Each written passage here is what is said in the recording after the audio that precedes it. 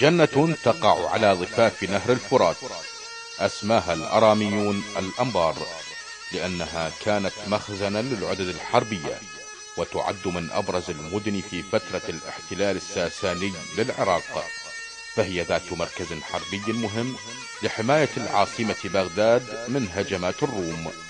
اتخذها الخليفة أبو العباس محمد بن عبد الله العباسي عاصمة للدولة العباسية.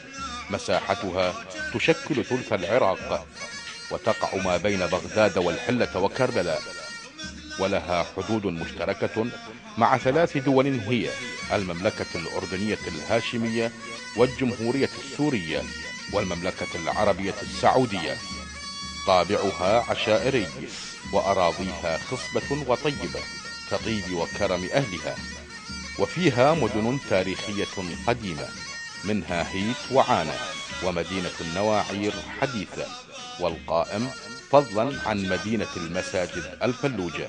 وفيها الكثير من الثروات المتمثلة بالنفط والغاز والفوسفات.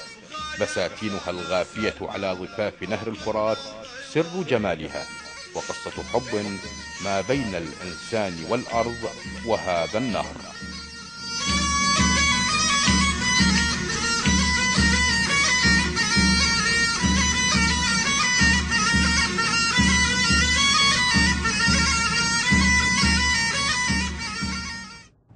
كل هذه الميزات مجتمعة جعلت من الأنبار محط أنظار الحاسدين والطامعين، والذين يعملون لأجندات خارجية، ومنهم الإرهاب الذي عشعش في هذه المحافظة ردحا من الزمن، وأرادوا بكل الوسائل أن يذل أهلها بالقتل والتفجير وأساليب التعذيب بشتى أنواعه.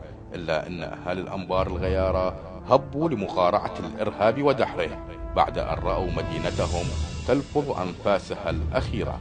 فبعد أن كان الشرطي يقتل بحجة الكفر، صار الشرطي مثال يحتذى به، وتزايدت أعداد الشرطة، وانحسر دور الإرهاب. إذا الشعب يوما أراد الحياة فلا بد أن يستجيب القدر. هذا ايش قد عز علي، هذا الراعي ايش قد عز علي، ايش قد عز علي، وناشرين صورهم وكلهم كذابه، كلهم كذابه. الله ينتقم من عندهم. حسبي الله ونعم الوكيل عليهم، حسبي الله ونعم الوكيل عليهم. ان شاء الله يا ربي مثل ما يصير بالمدنيين ذولي ويصير بالناس ويصير بينا، ان شاء الله يصير بيهم وبعوائلهم واطفالهم ان شاء الله. يعني اخوي ينمرد هنا يموت وما اعرف شنو سبب موته، ما اعرف من اللي قتله، ما اعرف من اللي جاء، اللي جاء حتى ما تعرف احنا خلانا هسه بدوامه وخلانا دايخين وما نعرف احنا هسه وين نتجه. يعني انا عايف اطفالي بغير مكان واريد اسال بس ارجع عليهم ما اقدر.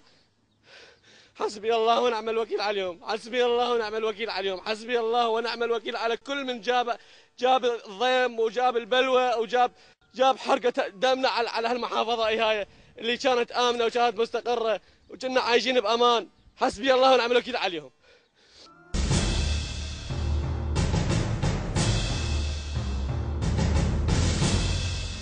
مع ازدياد أعداد القوات الأمنية انسحبت المجاميع الإرهابية من الشوارع، إلا أن أعمال التفجير لا تزال تفتك بالمواطنين الأبرياء، فكان لا بد من الاعتماد على شخص مهني له باع طويل في مجال التحري والبحث، حتى وقع الاختيار